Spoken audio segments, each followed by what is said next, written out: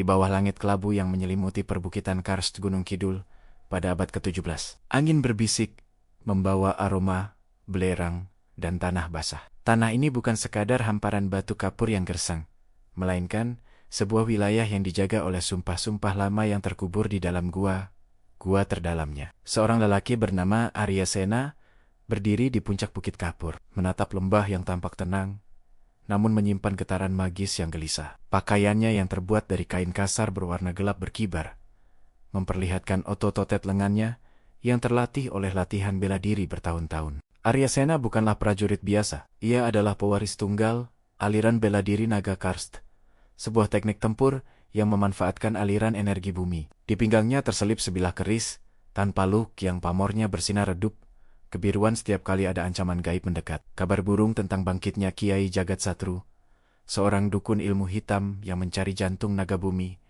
telah membawa Sena kembali ke tanah kelahirannya. Menurut legenda, di bawah perut Gunung Kidul bersemayam seekor naga kuno yang menjaga keseimbangan antara Samudra Selatan dan daratan Jawa. Naga itu bukanlah makhluk berdaging, melainkan manifestasi energi murni yang jika jatuh ke tangan yang salah, dapat menenggelamkan seluruh negeri dalam kegelapan. Langkah kaki Sena mendarat dengan ringan di atas bebatuan tajam, hampir tanpa suara, menunjukkan penguasaan ilmu peringan tubuh yang sempurna. Ia berhenti di depan mulut gua, jomblang, yang menganga seperti mulut raksasa yang sedang tertidur lelap. Hawa dingin yang tidak wajar berembus dari dalam gua, membawa serta suara tawa parau yang menggema di antara stalaktit. Aku tahu kau akan datang, keturunan terakhir penjaga naga.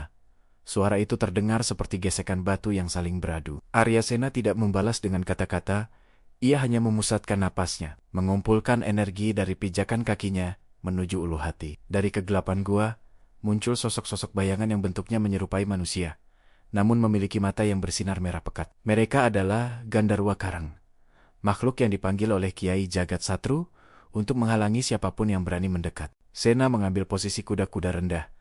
Tangan kanannya terbuka lebar membentuk cakar, sementara tangan kirinya melindungi dada. Makhluk pertama melompat dengan kecepatan kilat, namun Sena bergeser hanya beberapa inci, membiarkan serangan itu melewati angin kosong. Dengan satu hentakan telapak tangan yang mengandung energi dalam, Sena menghantam punggung makhluk itu hingga hancur menjadi debu hitam. Dua makhluk lainnya menyerang secara bersamaan dari arah berlawanan, mencoba menjepit Sena dalam ruang sempit di mulut gua. Sena melakukan putaran kaki yang cepat, menciptakan pusaran angin kecil yang menghempaskan lawan-lawannya ke dinding batu hingga retak. Gerakannya mengalir seperti air namun memiliki daya hancur seperti longsoran tebing, sebuah perpaduan keindahan dan kematian. Setelah memastikan area depan bersih, Sena melangkah masuk ke dalam kegelapan gua dengan bantuan cahaya redup dari kerisnya. Di dalam sana formasi batuan kapur membentuk labirin alami yang bisa menyesatkan siapapun yang tidak memiliki ketajaman batin. Sena menutup matanya, membiarkan indera keenamnya yang menuntun langkah. Merasakan getaran detak jantung bumi yang semakin menguat. Semakin dalam ia melangkah, semakin terasa tekanan magis yang mencoba meremukkan tulang-tulangnya. Ia tiba di sebuah aula besar di bawah tanah, di mana sebuah telaga air jernih memantulkan cahaya dari lubang di langit-langit gua. Di tengah telaga itu, berdiri Kiai Jagatsatru dengan jubah hitam yang tampak bergerak, seolah memiliki nyawa sendiri.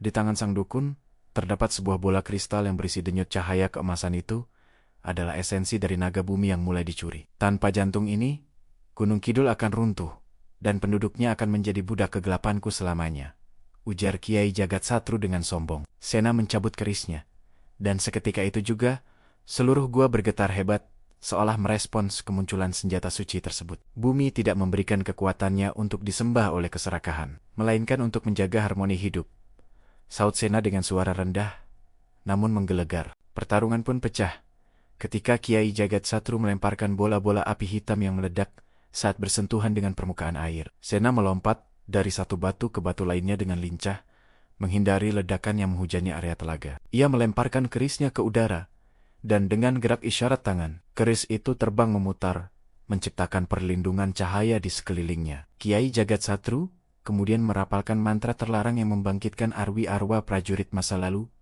dari dasar telaga. Mayat-mayat hidup yang terbungkus zirah kuno itu merangkak naik, mengacungkan pedang berkarat ke arah Sena.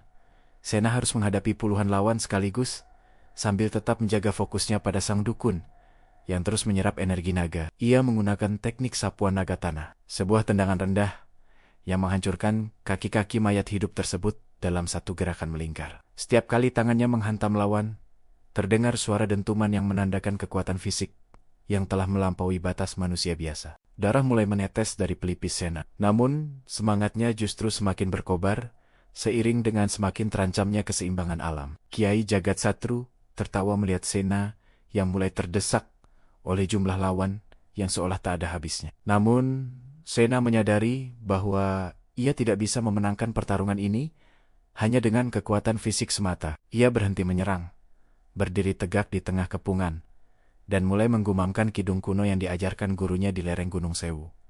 Kidung itu adalah panggilan bagi jiwa naga yang bersemayam di dalam struktur molekul batu kapur di sekeliling mereka. Perlahan, dinding gua mulai bersinar dengan urat-urat emas yang menjalar dari langit-langit hingga ke dasar telaga. Air telaga yang tadinya tenang mulai bergejolak hebat, membentuk pusaran raksasa yang menelan arwah prajurit kegelapan. Kiai Jagatsatru terkejut. Ia mencoba menstabilkan bola kristalnya.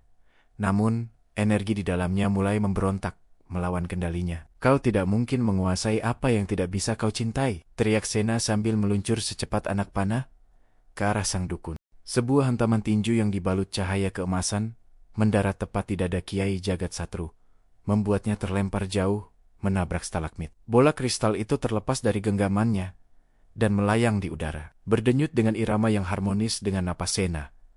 Sena menangkap kristal itu dengan kedua tangannya, merasakan panas yang luar biasa, namun menenangkan, mengalir ke seluruh pembuluh darahnya. Kiai Jagatsatru bangkit dengan amarah yang meluap.